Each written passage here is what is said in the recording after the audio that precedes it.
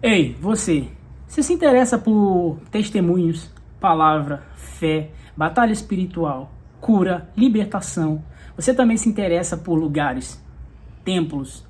Nós vamos visitar templos, nós vamos visitar lugares, nós vamos fazer entrevistas e aqui nós vamos falar também sobre depressão, ansiedade, angústia, nós vamos falar sobre sexualidade, nós vamos poder compartilhar sobre testemunhos e crescer nessa nova jornada. Então sejam bem-vindos, eu me chamo Júnior Silva e esse é o meu canal. E hoje, e essa semana, nós estamos na Semana da Fé e Palavra. Sejam bem-vindos.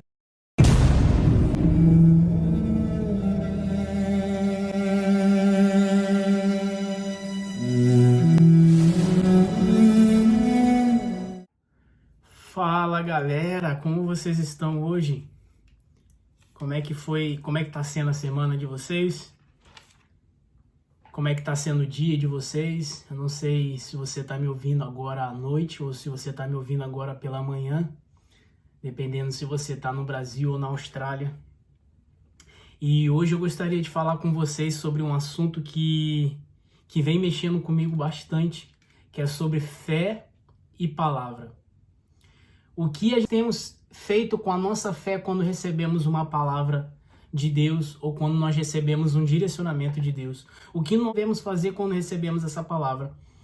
E eu gostaria de compartilhar com vocês, primeiramente, uma passagem que está em João 4, versículo 46 em diante. Essa palavra vem mexendo comigo esses dias. E realmente ela me faz refletir algumas áreas da minha vida, algumas coisas da minha vida que têm acontecido e muitas coisas também que eu tenho visto acontecer na vida de terceiros. E eu creio que é uma palavra que faz a gente realmente refletir sobre a palavra de Deus, que faz a gente realmente refletir em tudo aquilo que a gente está fazendo quando a gente recebe essa palavra. Qual é a nossa fé, qual tem sido a fé que nós temos depositado nessa palavra. E a palavra diz assim, João, capítulo 4, versículo 46 em diante. Jesus voltou a Caná da Galileia, onde havia transformado água em vinho. Estava ali um alto funcionário público que morava em Cafarnaum. Ele tinha em casa um filho doente.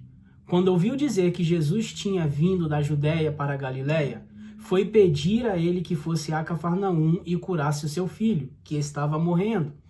Jesus disse ao funcionário, vocês só creem quando veem grandes milagres. Vou repetir esse versículo. Vocês só creem quando veem grandes milagres. E ele respondeu, Senhor, venha depressa antes que meu filho morra. E Jesus disse, volte para casa, o seu filho vai viver, disse Jesus. E eu gostaria de compartilhar essa palavra com vocês, por quê? Vamos supor que... Vamos trazer para a realidade, vamos trazer para os dias atuais. Sempre que nós estamos num culto, vamos dizer que você hoje está num culto, e Deus levanta uma pessoa para falar com você, Deus levanta um amigo, um irmão, ou até mesmo Deus levanta um pregador, Deus levanta um pastor, um líder espiritual, ele levanta uma pessoa para vir te entregar uma palavra, um direcionamento. Talvez essa palavra seja uma palavra de cura, talvez essa palavra seja uma palavra de libertação, talvez essa palavra seja assim, Deus tá me direcionando, dizendo que alguém da tua família vai aceitar Jesus, alguém vai ser liberto, alguma promessa, algo do tipo, ou até mesmo uma cura para algo que você tem pensado que é impossível acontecer, né? Então, a minha pergunta é, o que a gente tem feito quando a gente recebe essa pergunta? Quando a gente recebe essa palavra? Eu estou dizendo aqui de pessoas que são realmente usadas por Deus. Eu estou aqui dizendo de pessoas que são ungidas por Deus. Não venho colocar pessoas aqui que gostam de falar boas palavras no ouvido uma das outras. Não, eu estou falando de realmente líderes espirituais. Estou falando de pessoas que têm acompanhado a sua vida, pessoas que são levantadas por Deus para estar direcionando a sua vida aqui na terra. Então eu queria saber de você, o que você tem feito quando recebeu essa palavra? Porque geralmente a gente tem uma expectativa muito alta quando a gente recebe essa palavra, vamos dizer, que quando geralmente a gente recebe essa palavra, a gente está em um culto, a gente está num momento de apelo, a gente está num momento de oração, e a gente ali está com o nosso coração quebrantado, a gente está com a expectativa lá em cima. E muitas das vezes a atmosfera do ambiente ela é propícia para aquela palavra. E você recebe aquela palavra com todo amor, você recebe aquela palavra com tanta fé, com tanta esperança, que você acaba saindo do culto e você tá ali recebendo aquela palavra e fala, caramba, hoje Deus falou comigo grandemente. Eu creio que Deus vai operar esse milagre na minha vida. Eu creio que Deus vai fazer isso na minha vida. Eu creio que Deus vai me levantar para isso nessa vida. E a gente sai daquele ambiente de glória com a expectativa lá em cima. Mas a situação começa a complicar quando passa um dia, passa 2 dias, passa 3 dias, 4 dias, uma semana, 1 mês, 2 meses e assim por diante, e a gente não vê essas coisas, a gente nem enxerga o quão próximo ela possa estar, essa palavra possa estar para se cumprir na nossa vida. E a gente acaba olhando para a circunstância, e a gente acaba olhando para o nosso redor e vendo como a vida está indo ao contrário da palavra que Deus liberou para a gente. E a nossa esperança, a nossa fé, a nossa expectativa daquela palavra de quando nós recebemos, a grande chance é de diminuir. É dessa expectativa começar a se esfriar. E aí que está o problema, porque o inimigo, ele não vai atacar você, ele não vai querer roubar a semente implantada, a palavra que foi liberada ao teu coração nos primeiros dias ou nas primeiras semanas, quando a sua expectativa está lá em cima.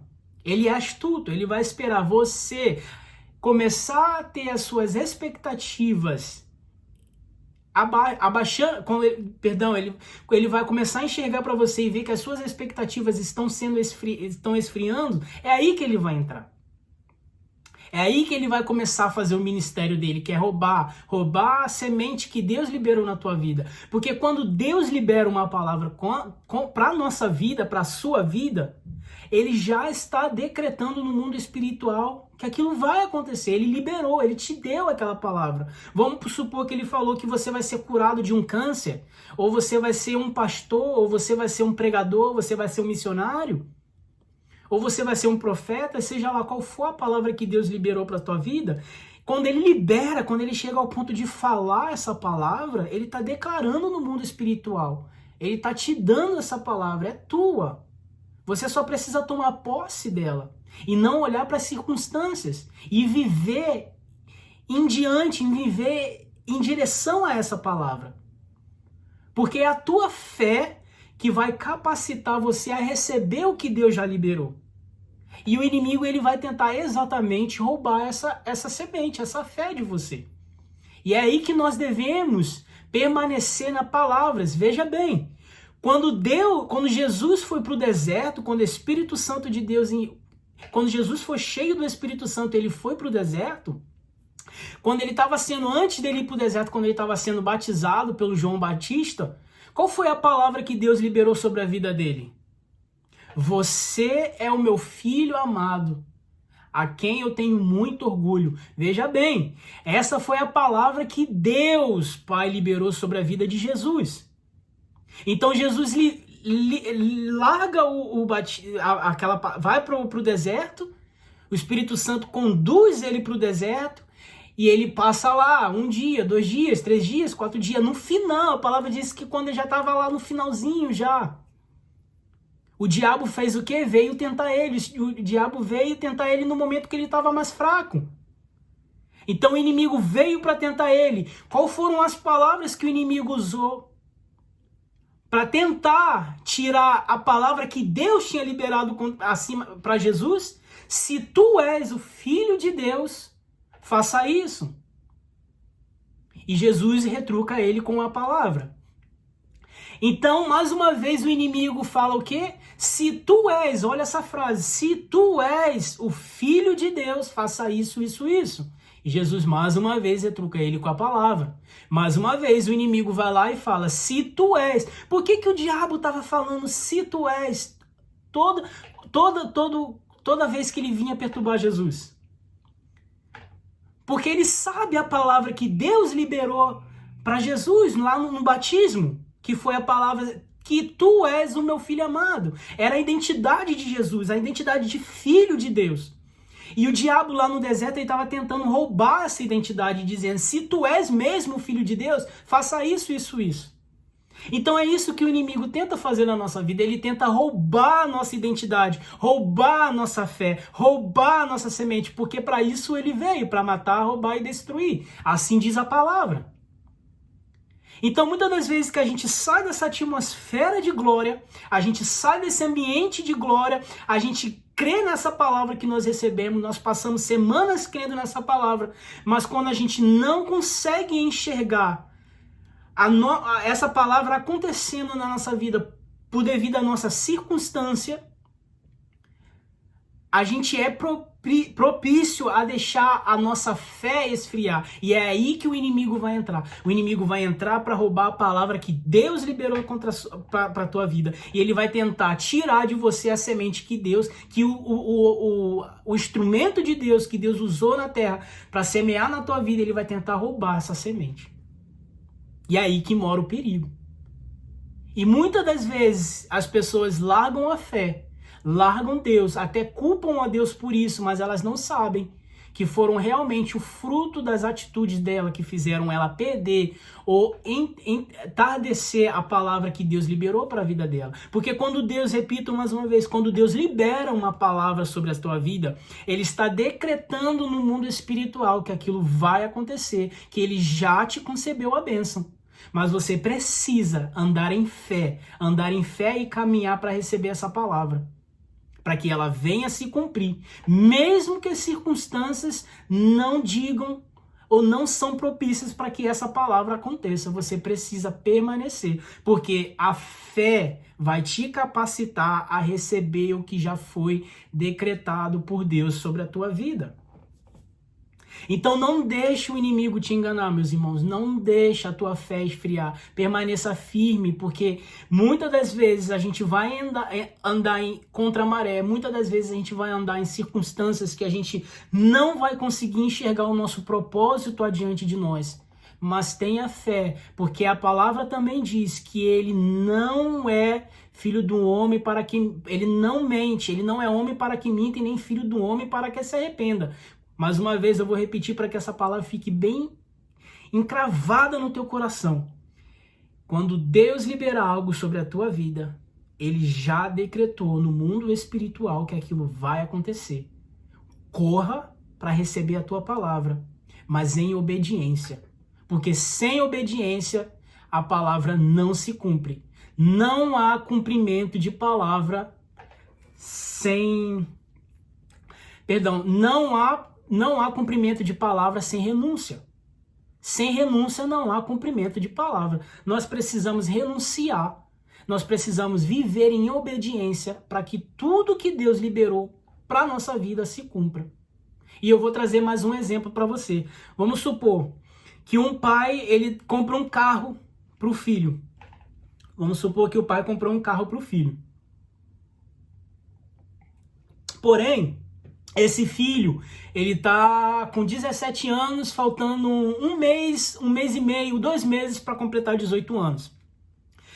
Obviamente, ele não pode dirigir porque ele ainda é menor de idade. Mas o pai já comprou o carro para ele. O carro tá na garagem, o pai falou assim, filho, olha, o carro já tá aqui. Assim que você fizer 18 anos, que você estiver capacitado, você estiver habilitado, o carro é teu. Assim é com a gente. E o que o filho deve fazer? Obedecer.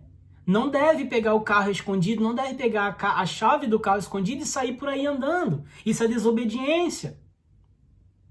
Se você obedecer e falar, tudo bem, meu pai, eu vou obedecer quando eu estiver capacitado, quando eu estiver habilitado, então esse carro vai vir para minha mão. Assim é com as coisas espirituais de Deus.